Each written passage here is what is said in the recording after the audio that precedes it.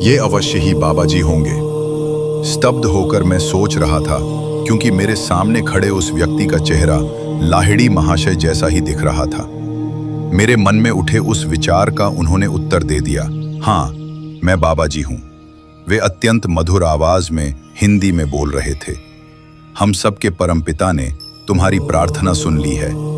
उन्होंने मुझे तुम्हें ये बताने का आदेश दिया है, अपने गुरु की आज्ञा का पालन करो और अमेरिका चले जाओ। डरो मत, तुम्हारा पूर्ण संरक्षण किया जाएगा।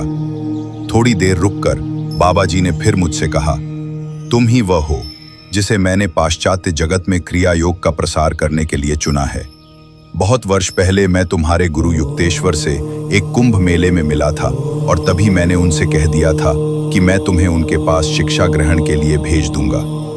साक्षात बाबा जी के सामने खड़ा होने के कारण भक्ति भाव में विभोर होकर मैं अवाक हो गया और उन्होंने ही मुझे श्री युक्तेश्वर जी के पास पहुंचाया था। ये स्वयं उनके श्रीमुख से सुनकर तो मेरा हृदय कृतज्ञता एवं प्रेमादर की बाढ़ में पूरी तरह डूब गया। मृत्युंजय परम गुरु के चरणों में मैंने साष्टांग प्रणाम किया। उन्होंने अत्यंत प्रेम के साथ मुझे उठाया। मेरे जीवन के बारे में अनेक बातें बताने के बाद उन्होंने मुझे कुछ व्यक्तिगत उपदेश दिए और कई गोपनीय भविष्यवाणियां की।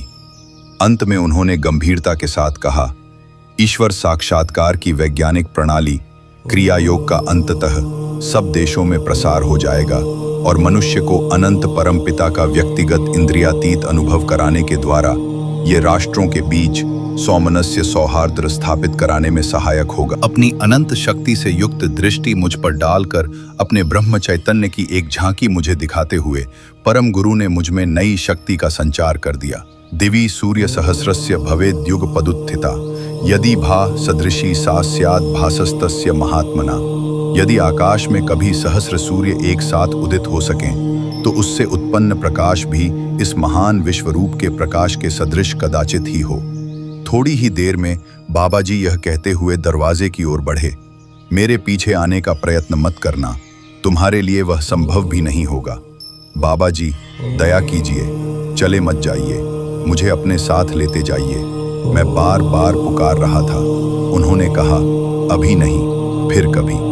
भावावेग में मैंने उनकी चेतावनी की परवाह नहीं की। जैसे ही मैंने उनके पीछे जाने का प्रयत्न किया, मुझे ज्ञात हुआ कि मेरे पांव जमीन से पक्के चिपक गए हैं। दरवाजे पर पहुंचकर बाबा जी ने मुझ पर एक प्रेम भरी दृष्टि डाली। मेरी आंखें तीव्र लालसा से उन पर ही जमी हुई थीं। उन्होंने आशीर्वाद देने की मुद्रा में हाथ उठाया और चले गए। कुछ मिनटों बाद मेरे पांव जमीन से छूटे। मैं वहीं बैठकर गहरे ध्यान में लीन हो गया। न केवल मेरी प्रार्थना का उत्तर देने के लिए ही, बल्कि बाबा जी का दर्शन करा देने के लिए भी मैं ईश्वर को बारंबार धन्यवाद देने लगा। मुझे ऐसा लग रहा था मानो चिरयुवा आयु विहीन प्राचीन परम गुरु के स्पर्श से मेरा शरीर पावन हो गया था। उनके दर्शन की तीव्र लालसा मुझे लंबे समय से थी।